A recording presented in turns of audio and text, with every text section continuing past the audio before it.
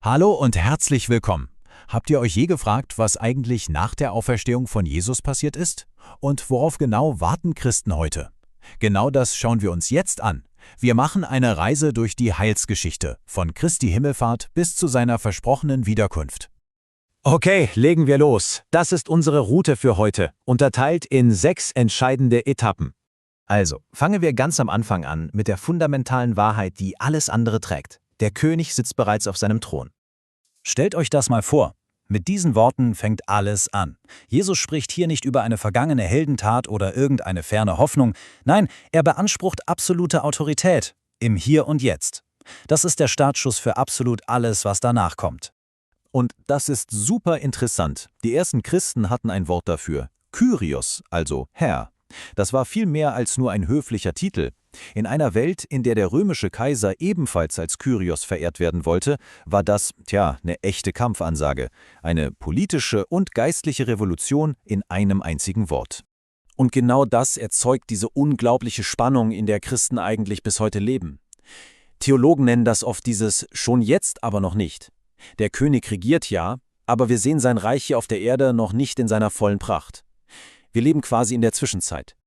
Okay, aber wie genau regiert dieser König denn jetzt von ferne?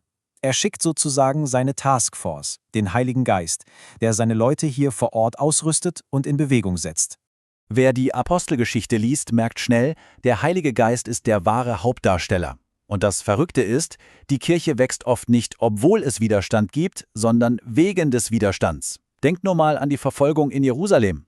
Hat die Bewegung gestoppt? Im Gegenteil, sie hat sie wie ein Lauffeuer in die ganze damals bekannte Welt getragen. Aber, und das ist wichtig, diese ganze Geschichte ist keine glatt polierte Heldengeschichte. Ganz und gar nicht. Sie ist von Anfang an von einer tiefen Zweischneidigkeit geprägt. Schaut euch das mal an. Es ist wirklich eine Geschichte der Extreme.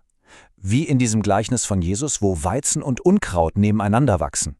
Auf der einen Seite hat man diese unglaublichen Momente von Hingabe, von Erweckung, von missionarischem Mut. Und auf der anderen Seite?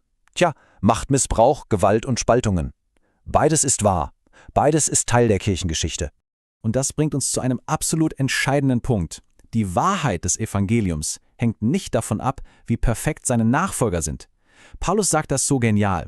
Wir haben diesen unbezahlbaren Schatz in ganz einfachen, zerbrechlichen Tongefäßen. Der Inhalt ist kostbar, weil Christus treu ist, nicht weil das Gefäß, also die Kirche, unzerbrechlich wäre. Und genau in dieser Spannung, in diesem Ringen zwischen Treue und Versagen, genau da steht die Kirche auch heute noch, weltweit. Dieses griechische Wort, Thlipsis, beschreibt das perfekt. Es meint diesen Druck, diese Bedrängnis. Und für viele Christen weltweit ist das ganz handfeste, brutale Verfolgung.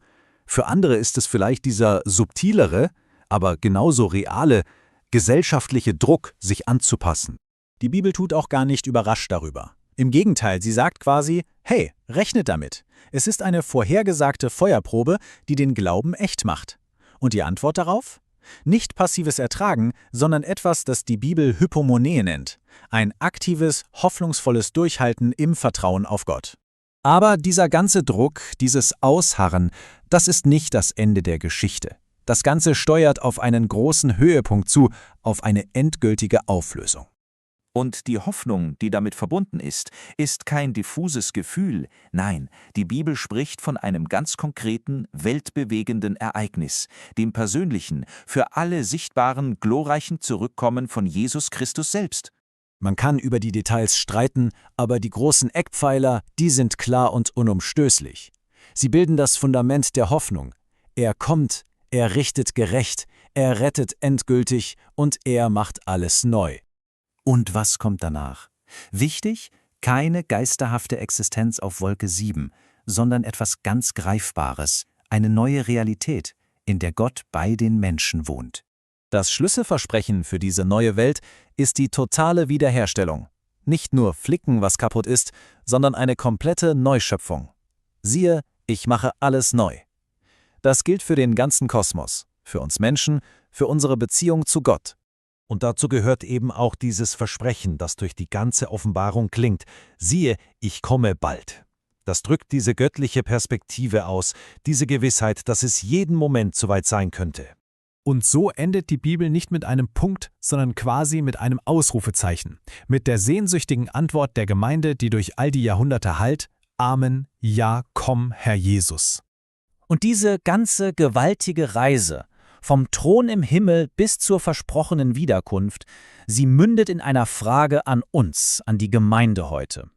Was ist unsere Antwort darauf, hier und jetzt?